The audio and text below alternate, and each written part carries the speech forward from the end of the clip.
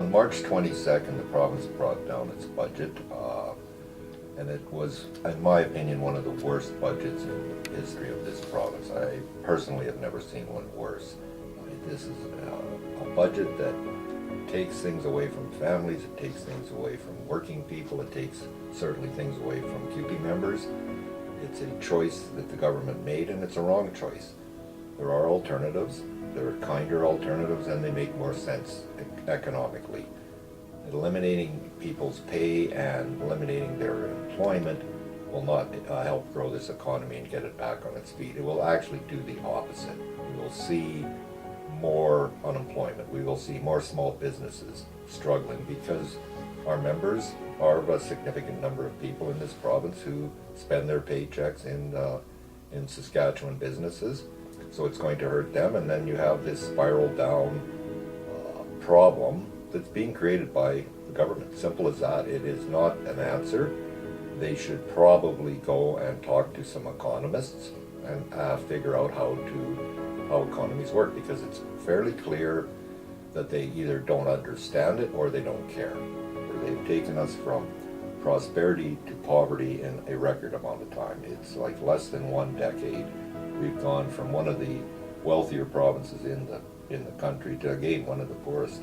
Something they have stated over and over again was not going to happen. The advantage of a union and of CUPE is that when we come together, we have some power. We can stand up and say no to poor decisions, such as the budget of March 22nd.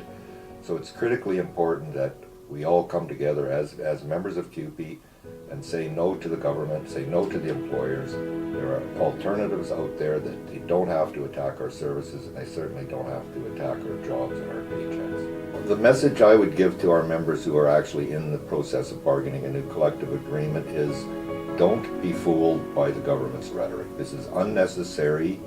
It is, again, an attack on working people. We seem to be an easy target for the government. They dislike organized labor. That's very clear. They've made that clear with a number of moves over the years. And the answer is to say no. There's no need to take a wage rollback.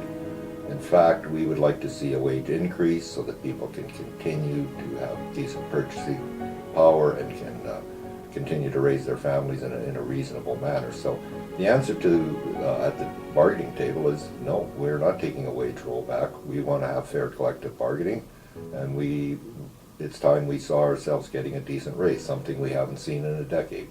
Politicians are elected to serve the people, and they need to be told what the people want. And so it's simply a matter for our members and for everybody to call your member of the legislature, let them know you're not satisfied with what's been happening, and that it's time they better change their ways.